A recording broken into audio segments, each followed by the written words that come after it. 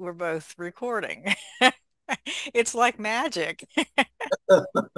So you were talking about some insights that you had about between the difference between passenger consciousness and witness consciousness. So I'm intrigued. Yeah, me too. It's Okay. okay, and it started out um, with my journey with death.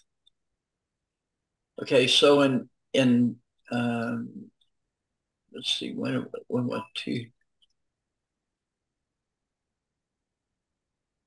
2019, the very end of 2019, I was diagnosed with an incurable, fatal, rare form of bone cancer. Um, and what really caught my attention about this, besides the fact that the voodoo doctors were saying, "You're gonna die, boy," besides that, um, was the fact that this happens. It's a JAK2, a Janus kinase gene mutation. Say that again. It's a It's what? a it's a gene. This disease I have is a rare form of bone cancer that is caused by a gene mutation. Oh, interesting. Ding, ding, ding, And light bulbs. oh yeah, my it was like what? And because I'm down the human design rabbit hole, that really was like an instant light bulb went on. Something's wrong with how you're living. And at the time, I had a chiropractic practice, and I've been a chiropractor, almost 50 years, yeah, long time. And I was behaving as a faux uh, uh, manifesting generator for most of my life. A lot of projectors do this, by the way. Hmm. Now, this disease, what happens is this is as I followed the breadcrumbs, this is how I got where I am. So the disease is that the gene mutation causes my body to put connective tissue in the bone marrow. So let's just stop for a second. And where I went with that was, wow, my bone marrow is dried out. I'm exhausted to the bone. I am Powerful. I'm at the far end of projector burnout. I mean, I'm as far as I can go before dead, projector burnout. Mhm. So I went, if this is information given to you to course correct your life. So I started doing it. I stopped practice. So by the mid part of 2020, after first getting diagnosed here in Las Cruces, which was through a bone marrow biopsy. And then I went to MD Anderson and found a guy who's the world specialist in this disease. And he confirmed it with another bone biopsy. Yeah, you got it. You're going to die, which, I don't do well with getting told what to do. I've just never gone with it's just me. So I said, well, what's prognosis? He said 8 years at the long side, 4 years at the short side. It's now 2024. So I'm 4 years into this diagnosis and I'm doing really well, really, really well That's great. because I stopped acting like a manifesting generator. Some other things happened in my life, which I won't go into, but it has taken me a very long time of living my design to be supported as a projector for who I am. I've always wanted to live being supported in a recognition of who I am. And that actually happened. So it gave me the space to really move at my own rhythm. And as I slowed down and slowed down and slowed down, what began to happen is I used my design to guide me into a different state of consciousness, which at first was my projector, not my projector, my passenger consciousness rising to the surface, where I could actually allow my body to live the life and not my mind. So I named my mind Slick because Slick tells me all kinds of weird ass stories and I believe them in the past. So I stopped believing Slick's madness and I stopped making decisions on Slick's stories. Okay. As I did this, the first part of the disease process was very difficult for me. I spent days in bed, not being able to move, just exhausted. And um, that's no longer true, by the way. Um, yeah. Good. And and what began to surface is as I was able to really fully employ my strategy and my authority, I noticed that there was a third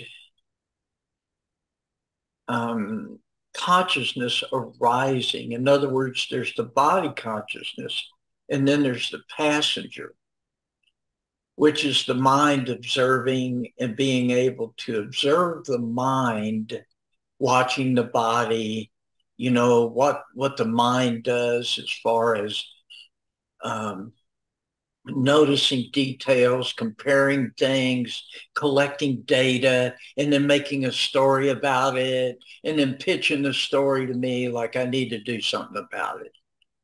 And so my passenger is able to observe that process.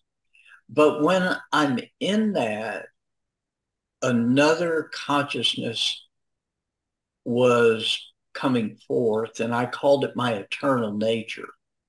And Mm. this was really happened through my what I can't really call it near death experiences, but it was definitely altered states in the my body fighting with survival, life and death. I Now, remember, yeah, I remember at one point you had I checked in with you because I hadn't heard from you for a while, and you said you had been in the Bardo. yes, Hmm. yes, I had Bardo experiences, which is that's a whole nother topic. Um, and through that, I became really intimately acquainted with what I call witness consciousness. And in my conversations with Kamud Kabir, we provocatively, as Ra will be, he said, nine-centered conversation is the new sex. Interesting. So first of all, define nine-centered conversation. Ah, that in itself is quite unique. So rather than tell you about it, how about we experience it together? I don't know if it's a new sex. For I want, sex for the algorithm. or as they're saying these days, SEGG. Segs. I won't tell Bob if you won't. Oh gosh. Okay, well let's try it. Let's try it here and see what the nine-centered conversation. I'd never heard that term before, nine-centered conversation. Okay, well, yeah. So here it is. And once we experience a little bit of it, we can talk about um, the characteristics of it or the traits of it. But it's better to come from the body with all this stuff. Okay, so let's do this together. First of all, I would like for you to just take a moment to look around you and see how many different shades of brown you can see. Just begin to notice all the browns around you and notice how really different they are and that, oh my goodness, I didn't realize that there's brown everywhere. And then take a deep breath. Hmm. And then as you breathe, feel your body. Notice you're nodding a little bit and you can feel your body against the chair and perhaps your headphones on your head and your tongue in your mouth. And then take a deep breath.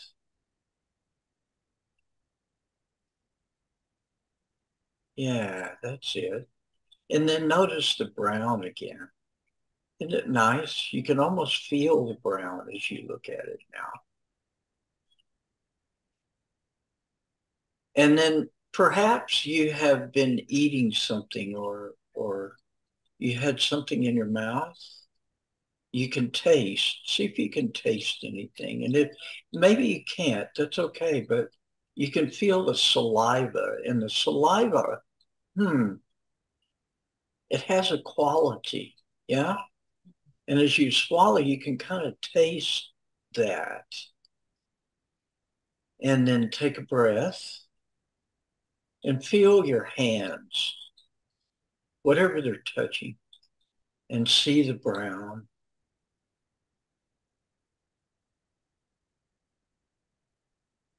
And now you can hear things. Now, perhaps you can hear my chimes and you can hear my voice, but maybe there's some other things in your environment.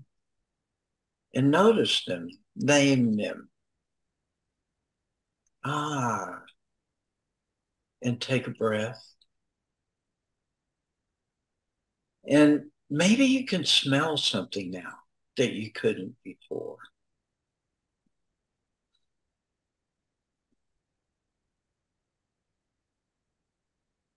And you are present. And just notice how very calm it is here.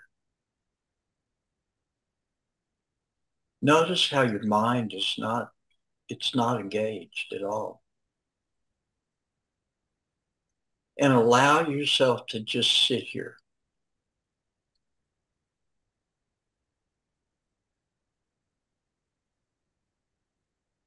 Now, because you have this 6447, your mind might start to go really quickly. And just allow it to go.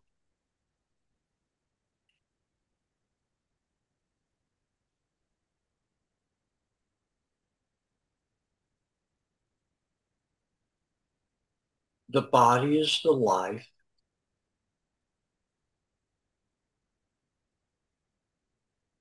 And the way I experience nine-centered conversation is I feel like this place right here is almost like being underwater. It's really warm and Mm. delicious and kind of cozy.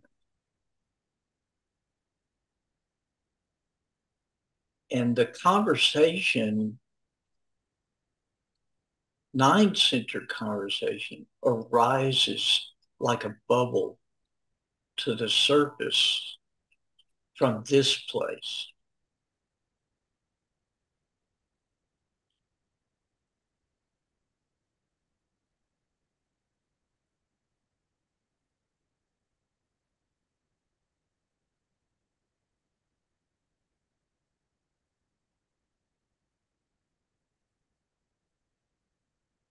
So there's stillness in this place.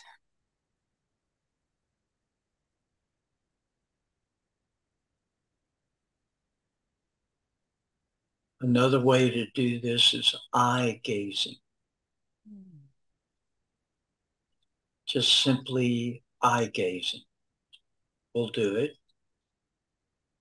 And then waiting. Zoom.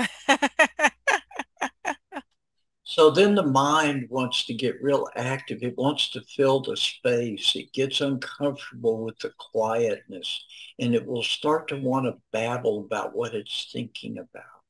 That is not nine-centered conversation. Nine-centered conversation is this deep connectedness that we're feeling right now. Or I feel it anyway. I can't speak for you. But I feel real at ease with you, and like I really don't need to say anything.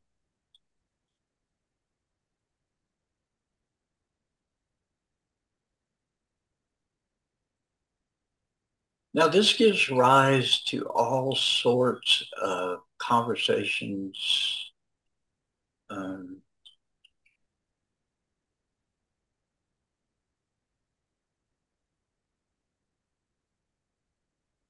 about one, witness consciousness.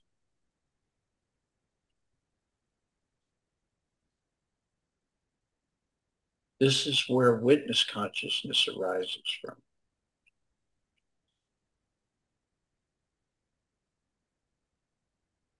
It also addresses what we call waiting in human design.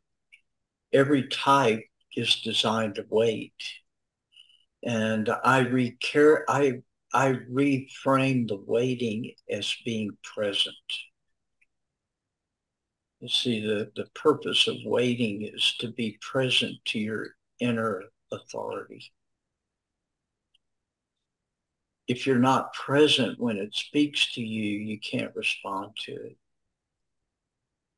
From the place you're in at the moment and that I'm in, I can recognize my inner authority very well.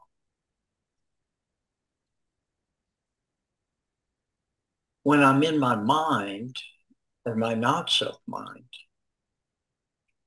it's telling me stories and battling.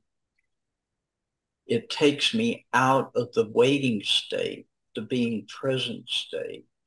And my splenic authority, which happens like a shadow passing over me, I'll miss it. And I can't respond to it because I wasn't there.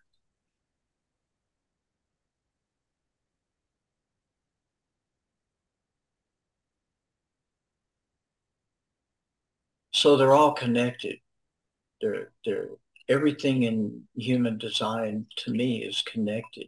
It's based on some principles, which we might talk about at another time, but the principles are everyone has everything. I'll repeat it. Everyone has everything. It's a matter of frequency or how it's balanced. It is, after all, a binary system. A this and a that. It's always a this and a that, right? So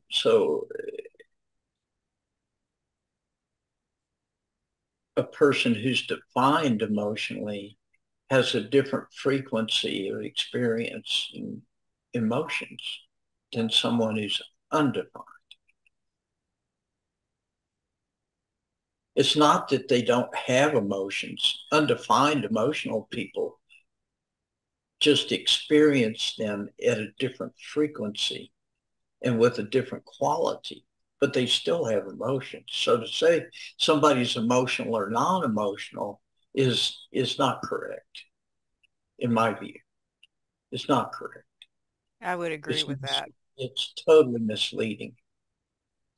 You know,